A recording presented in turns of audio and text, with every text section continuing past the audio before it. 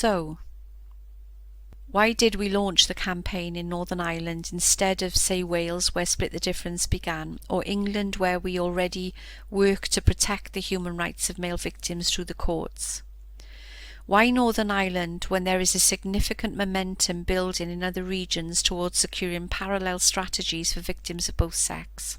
Well, to begin with, we believe that other regions of the UK have a lot to learn from the comparatively gender-inclusive approach that the Northern Ireland Executive have taken for quite some time. In stark contrast to strategies in other UK regions, the Northern Ireland strategy to stop domestic and sexual violence has for many years been portrayed as gender neutral, and consequently from the title onwards promotes language, practices and actions that acknowledge the reality that everyone and anyone can be a victim of abuse.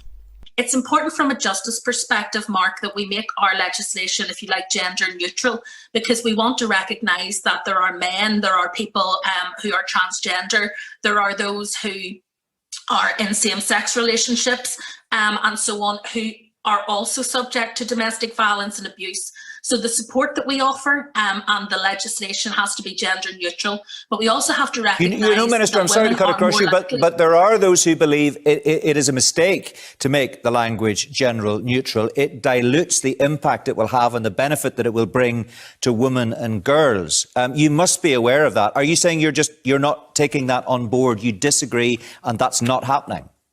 Well, because the law has to be blind to gender, but the approach that we take in terms of making change in society absolutely shouldn't be. So I've acknowledged at every stage that these are gendered crimes, that 70% of victims are women, but that also means that 30% of victims are not, and we can't ignore those 30% of victims. And if you are wondering why the Northern Ireland Executive have adopted this significantly less discriminatory approach, the answer appears to involve the Northern Ireland Act 1998. Most particularly Section 75 of this Act, which introduces public sector equality duties into Northern Ireland well over a decade before they came into effect in the rest of the UK.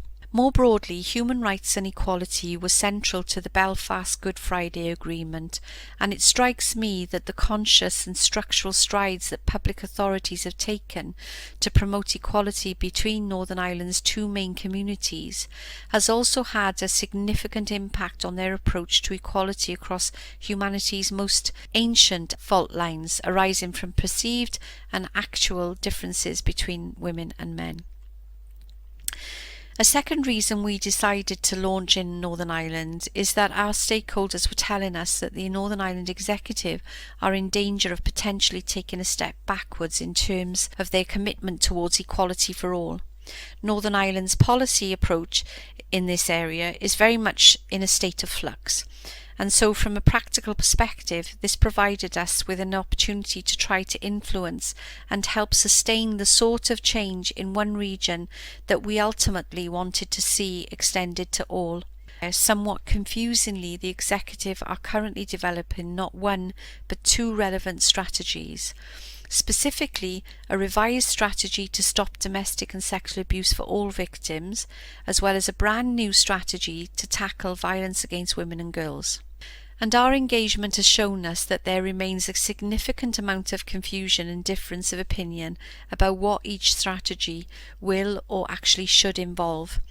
The former, we are told, will be gender neutral, while the latter will adopt a more gender-sensitive approach, which means a policy or programme that takes into account the particularities pertaining to the lives of women and men, while aiming to eliminate inequalities and promote gender equality, including an equal distribution of resources.